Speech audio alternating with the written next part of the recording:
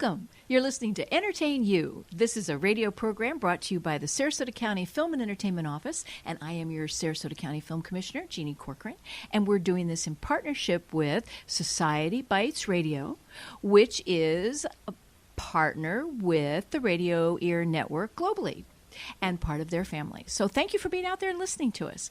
And we love to bring you people in the entertainment industry: film, television, radio, performing arts, novelists, writers, directors, producers, and so forth.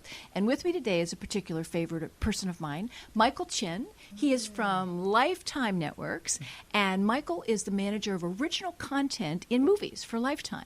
And he has helped shepherd 55 films onto the screen and 16 Christmas movies. Yes. For those of you like me who love Christmas movies. Yeah, we love you. Right.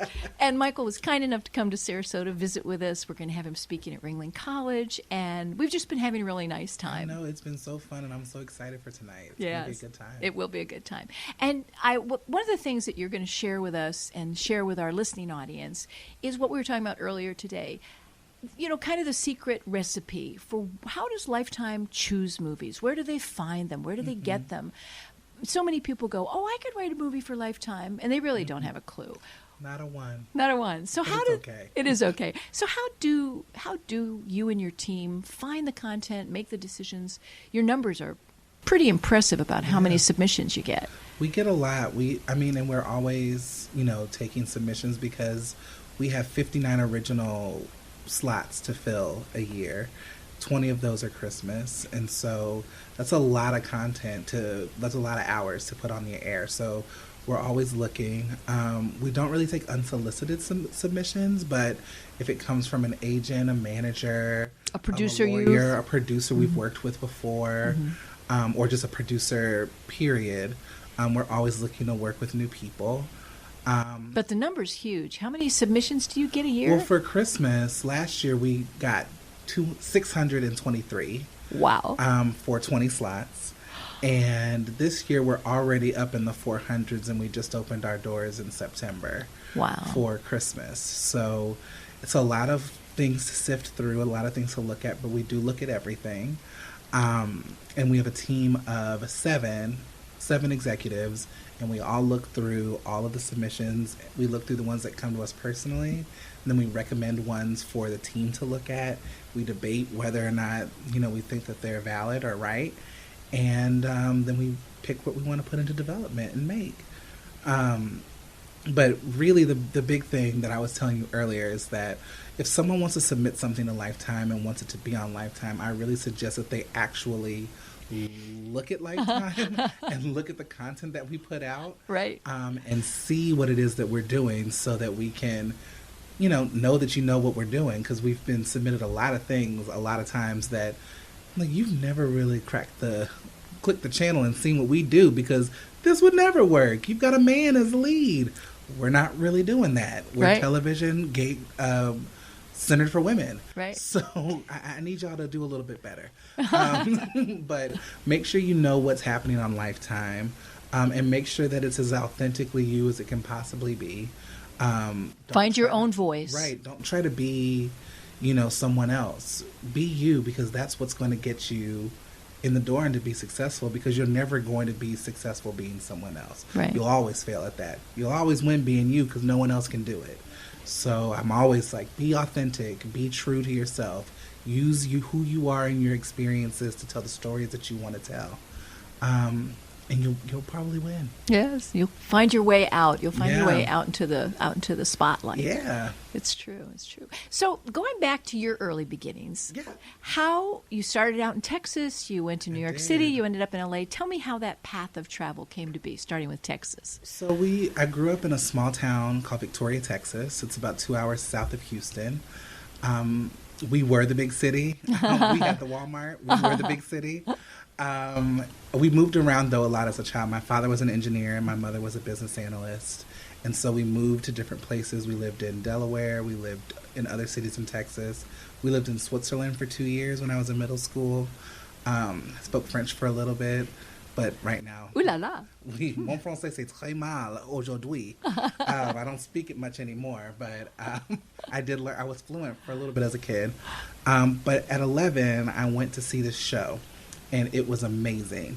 And I was like, I want to be like those people on the stage. And so from the time that I was 11, I was working towards being an actor. I went to college at Southern Methodist University in Dallas to get my Bachelor of Fine Arts in Acting. And when I finished school, I packed up my car and I drove to Brooklyn and moved to New York City. I didn't know anybody, but I was going to be an actor. That was pretty ambitious. Yeah, you know, my mother thought I was crazy. My father was a little nervous, but to their credit, they supported me going, as scared as they were. I'm the oldest, so they didn't have any other experience but me. So I went, and it was terrible. I mean, I had a little bit of success, but I knew no one, and I knew nothing really about the industry. And they were casting for a movie called Notorious about the rapper Biggie Smalls. And I was like, well, this is perfect. I can do this. And so I finagled my way into the audition with no agent, manager, or anything. Just kind of finagled my way in there. And the casting director said, you are too cute and too country to play this role. And I was like, well, I can be less country. No, but you can't be less cute. You have this incredible smile, beautiful face, this sweet, young-looking face. Thank you. I just hope it stays. But she asked me how I got into the room, and I got scared that I was going to be in trouble. And she's like, no, how did you get here? And so I told her, and I looked up, I Googled you, and then I found your email address, and I emailed you my stuff saying, you know, you should see this guy. And she was like, you're resourceful. Mm-hmm. So she asked me to intern for her, and I started that day. And I interned for her for 2 weeks, and I loved it. I loved being on the other side of the table. I loved seeing, you know, what happens when the actor leaves the room and what's actually talked about. And I was like, I want to do this, but I can't do it for free because back then they didn't pay interns. Right. And so I went about making myself indispensable to the casting director. Her name is Tracy Twinkie Byrd. She is one of my biggest mentors. And I was there before she got there. I had her coffee ready. I had all of her casting session sheets done. I had the research that she needed done. I had everything ready so that she could not see doing this job without me. And then I hit her with the headline. So this has been so great, but I've got to go get a real job. I can't be here all the time. So thank you so much for this opportunity. And she was like, wait, no, you can't go. And so she found money to hire me as her assistant. So I worked as her assistant off and on for 2.5 years. And I learned so much about the entertainment industry and how, you know, casting in particular is such an impersonal, personal business. It's personal because you're a human. And we all have feelings, and we all, you know, it's personal to us when we go into a room to give of ourselves. But it's impersonal because you're trying to fill a role. And so there's no, like, it's not you that I'm rejecting. It's actually just like, I've got to actually fill a role with the right person. And you're not the fit. Right. And so, but there's a kind way to do that. Right. That everybody does not employ. But learning that and, like, learning how to have a thicker skin about those things was so instrumental because I was still trying to act. And so when I turned 25, I sat down with my friend and was like lamenting the state of my life. And I was like, oh my God, nothing's working. I'm not an actor. I'm not famous. Everyone else is going. I've been trying to do this since I was 11 years old. La, la, la. And she looked at me and she said, why are you letting this 11-year-old child run your life? Why are you letting this 11-year-old make big decisions for you? You would never let a kid run your life. What do you want to do today? What do you really want to do? What do you want to do? Really? And I was like, I want to act. But then when I sat with it, I realized that that's not what I wanted to do anymore. But I didn't know what that was. So I kept trying to look and find what it is that I wanted to do. I did a lot of things. But then money ran out and I had to get a job. And I ended up working at the Alvin Ailey American Dance Theater, which is one of the largest modern dance companies in the world. And knew nothing about dance. But your organizational skills were got me in the phenomenal, door right? For company management. So I was the assistant company manager. I helped put together all of the tours for the first company. We were on the road 7 months out of the year. I saw the world. I saw the country. There are places in this country that I would have never, ever visited that I got to see and love. You even came to Sarasota and I did. They had performances at Van Wezel. And had a great time at the Purple Cow. It was so great. And touring was fun until it wasn't. We ended up losing 2 people in 1 week that died on tour. Oh, my. And one of whom I was there when they discovered him in his hotel room. And we had to continue to tour. Wow. And then a week after he passed, our general manager, who was his best friend, passed away. And we had to continue touring. And it was bad. It was really bad. Ripped the heart out of your company. They were 2 father figures of our company. And they were gone in a week. And we had to continue to work. And I had to continue to make sure that the tour happened, make sure that my company members were okay, make sure that my boss, who was pregnant at the time, was okay. And I started to realize 2 months after this that people were bouncing back and people were getting closer to normal. But I was all jacked up. I wasn't sleeping. I was having nightmares. I was really stressed. My body was like breaking down.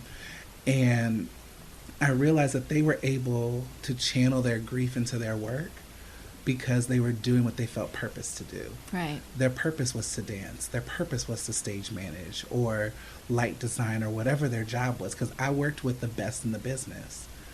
Company management wasn't that for me. It wasn't something that I felt purpose to do. And so I did a lot of work trying to get about the business of figuring out what that was.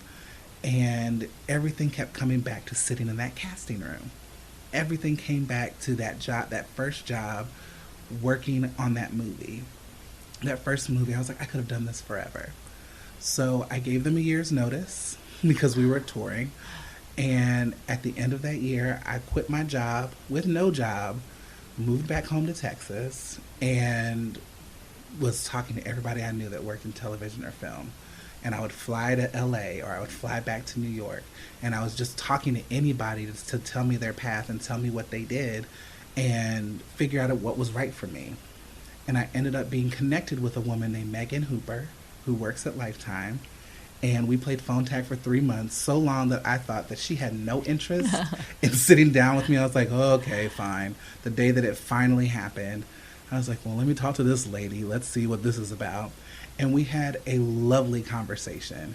And at the end of the call, she said, a position opened up on my team today. Would you apply for that position? In New York? In New York. Mm-hmm. And so I flew back to New York City, and I was sleeping on my friends' couches. And I interviewed for 3 months for that job. Wow. And I finally got the job. And it was on the acquisitions team. So all I did all day was watch movies, completed movies that were submitted to Lifetime. And I would give my boss a recommendation to pass or a recommendation to consider. Mm-hmm. And it was a crash course in movie business and contracts and what the business side of making movies was.